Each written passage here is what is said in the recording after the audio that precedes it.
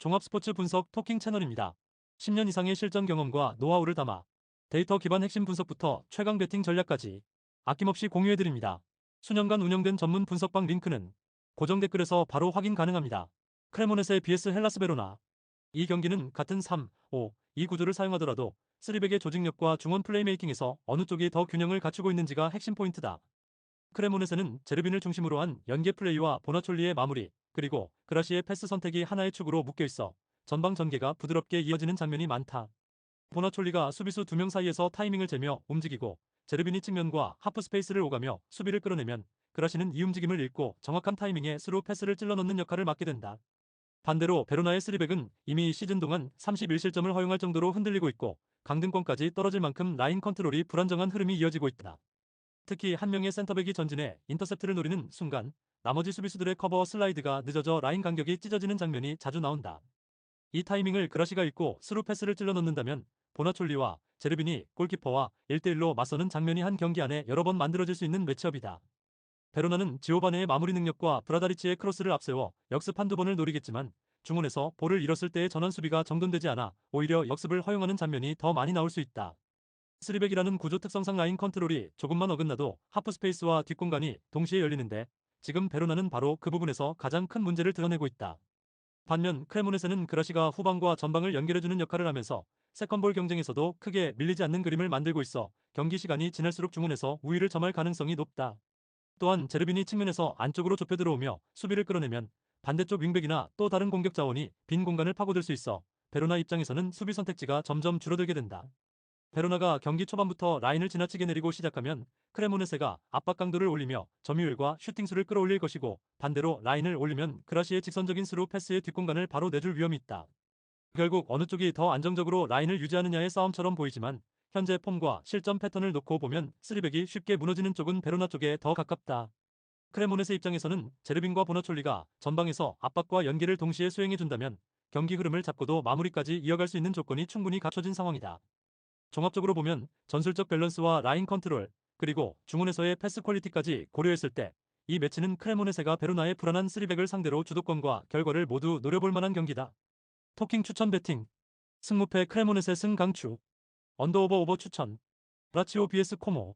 이 경기는 단순한 이름값 싸움이 아니라 후방 빌드업의 안정성과 전방 압박의 정확도가 어느 쪽에 더 기울어져 있느냐가 승부를 가르는 한판이다.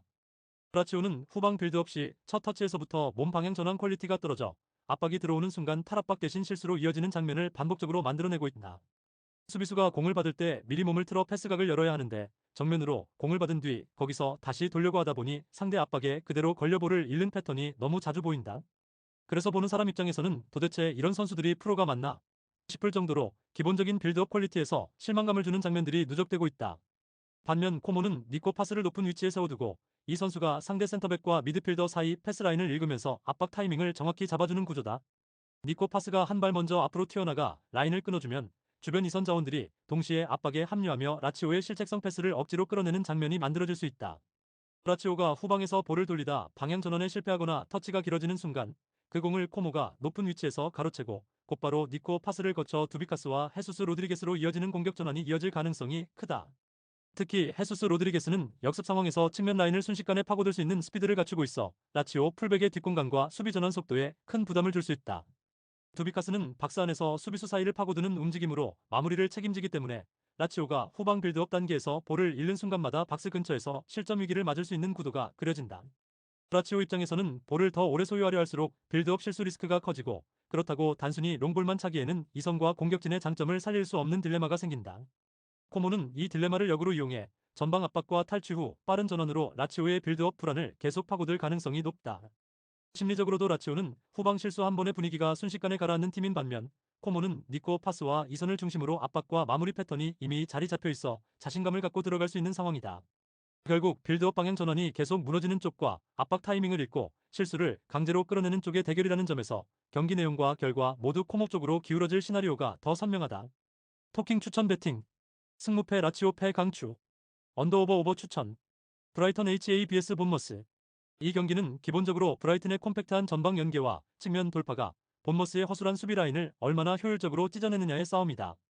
브라이튼은 루터가 하프 스페이스까지 내려와 공을 이어주고 고메즈가 한 번에 방향을 바꾸며 미토마가 사이드에서 1대1을 승부 보는 패턴이 이미 자리 잡혀 있다.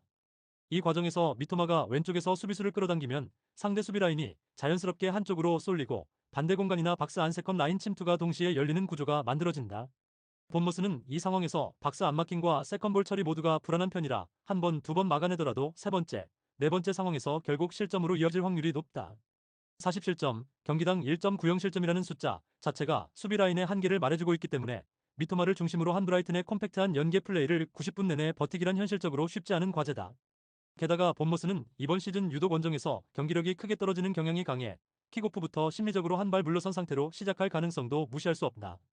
초반 실점에 대한 두려움 때문에 라인을 과도하게 내리면 브라이튼의 볼 점유와 하프 스페이스 침투를 오히려 더 편하게 허용하는 그림이 나올 수 있다. 반면 브라이튼은 홈의 분위기와 점유 기반 전술을 등에 업고 루터와 미토마, 고메즈를 축으로 경기를 천천히 자기 템포로 끌고 갈 수 있는 여유를 가진 쪽이다.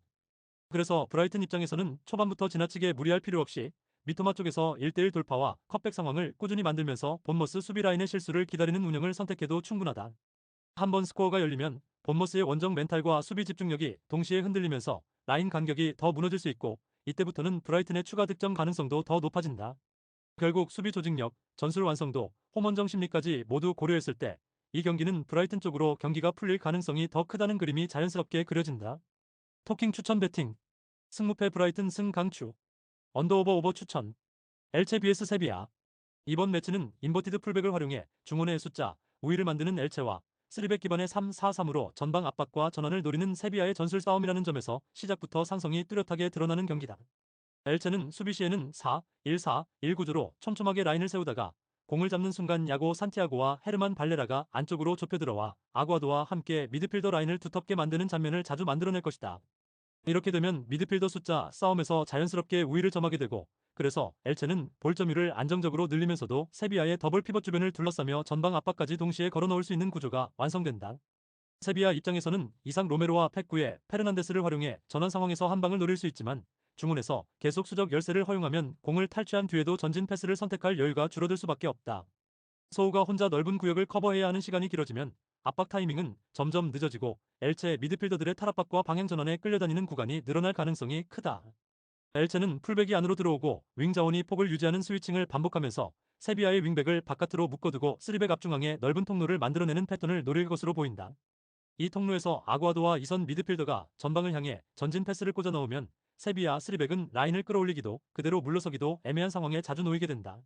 세비야가 라인을 높게 가져가면 엘체는 하프 스페이스를 파고드는 침투와 사이드에서 안으로 꺾어 들어오는 드리블로 뒷공간을 공략할 수 있고 라인을 내리면 박스 앞에서 엘체의 점유와 슈팅 시도가 계속 이어지는 구도가 만들어진다. 게다가 세비야는 이번 시즌 내내 원정에서 유독 불안한 수비 조직과 집중력을 보여주고 있기 때문에 이런 구조적인 문제점이 단기간에 해결되기는 쉽지 않아 보인다. 엘체 입장에서는 초반부터 중원 점유를 확실히 잡고 세비야를 자기 진영 깊숙이 묶어두면서 좌우 스위칭과 인버티드 풀백의 유기적인 움직임으로 수비 블록을 흔드는 데 집중하면 된다. 세비야가 전환 상황에서 한두 번 정도는 위협적인 장면을 만들 수 있겠지만 볼 점유와 구역 점령 싸움에서 계속 밀린다면 시간이 지날수록 라인 유지가 무너지고 파울과 클리어링에만 위준하는 시간이 길어질 공산이 크다. 결국 이 경기는 누가 중원을 더 오래 지배하느냐의 싸움이자 인버티드 풀백을 통해 미드필더 숫자 우위를 만들어낼 수 있는 엘체에게 좀 더 유리한 구조라고 볼 수 있다. 세비야의 원정 부진과 3백의 하프 스페이스 커버 문제까지 겹친다면 후반으로 갈수록 흐름은 점점 더 엘체 쪽으로 기울 확률이 높다. 토킹 추천 배팅 승무패 엘체 승 강추 언더오버 언더 추천 구독, 좋아요, 알림 설정 토킹 가족방에서 더 많은 혜택을 만나보세요. 가족방은 고정 댓글의 링크를 통해 문의하세요. 감사합니다.